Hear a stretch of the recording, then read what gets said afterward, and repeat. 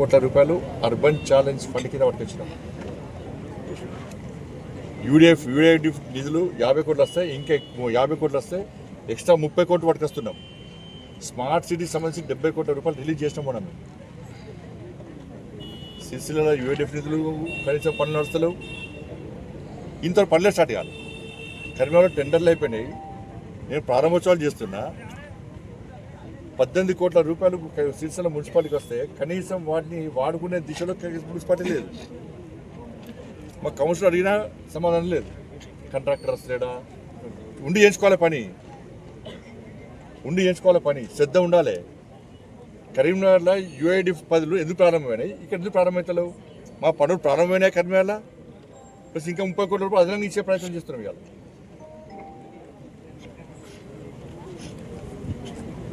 ఇవాళ నిధులు వచ్చినాయి కేంద్ర ప్రభుత్వాన్ని, అంతమంది నిధులు వచ్చినాయి కేంద్ర ప్రభుత్వాన్ని. ఇంకా ఘోరమైన విషయం అంటే, ఇంపార్టెంట్ విషయం ఏంటంటే, కేంద్ర ప్రభుత్వం ప్రత్యేకంగా వాళ్ళ అమృత్ పైసలు వచ్చినాయి. ఇవాళ లేక్లకు చెరువుల పునరుద్ధరణ కానీ, డ్రైనేజ్ సివరేజ్ ప్లాంట్ ఏర్పాటు చేయడం కానీ, డ్రింకింగ్ వాటర్ సంబంధించి ఇలా అమృత్ అనే పథకానికి నిధులు కేటాయించినాం.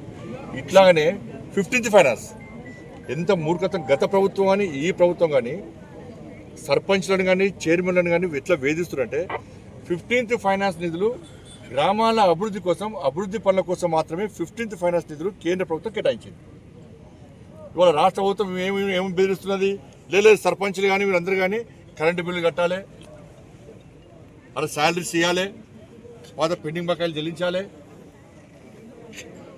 లేబర్ శానిటేషన్ లేబర్ జీతాలు ఇవ్వాలి. వీటి కోసం అయితే కేంద్ర ప్రభుత్వం, నేను మళ్ళీ చెప్తున్నా, రాష్ట్ర ప్రభుత్వం నేను డిమాండ్ చేస్తున్నా, 15th ఫైనాన్స్ నిధులు ఇట్లా. నేను మళ్ళీ బండి సంజయ్ ఇట్లా మాట్లాడాడు అట్లా మాట్లాడాను అనుకున్నా, నాకేమి ఇబ్బంది లేదు.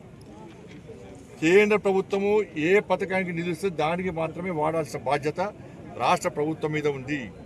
15th ఫైనాన్స్ నిధులు గ్రామాల అభివృద్ధి కోసం మాత్రమే, అభివృద్ధి పనుల కోసం మాత్రమే వాడండి. లేకుంటే కేంద్ర ప్రభుత్వం లేఖ నేను రాస్తే వచ్చే నిధులు అవుతాయి. అధికారం రాకముందు మేము అప్పులు తీరుస్తాం, మేము అభివృద్ధి చేస్తాం అంటే రాష్ట్రం ఏడవే. మరి 15th ఫైనాన్స్ నిధులు సర్పంచ్లకు రూపాయి అయిపోతుంది. మీరు పాత సర్పంచ్లు అప్పుల పాలయ్యారు, ఈ సర్పంచ్లకు ఒక పైసా అయిపోతుంది. కేంద్రం ఇచ్చిన నిధులు మనం డైవర్ట్ చేస్తుంటే సర్పంచ్ ఎట్లా పని చేయాలి?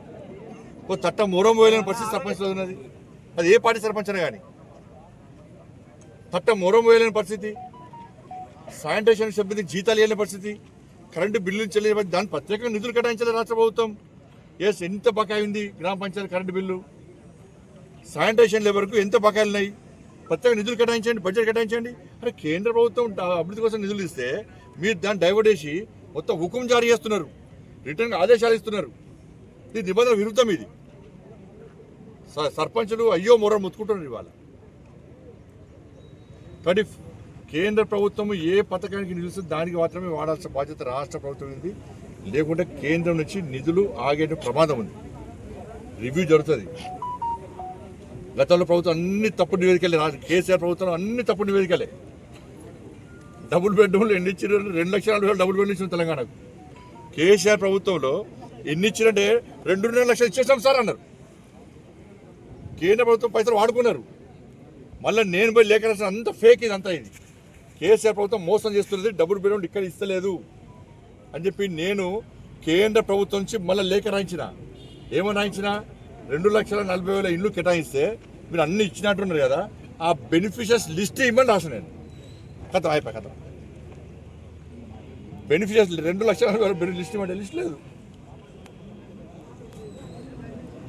కాబట్టి 15th ఫైనాన్స్ నిధులను డైవర్ట్ అయ్యేదని చెప్పి నేను రాష్ట్ర ప్రభుత్వాన్ని డిమాండ్ చేస్తాను.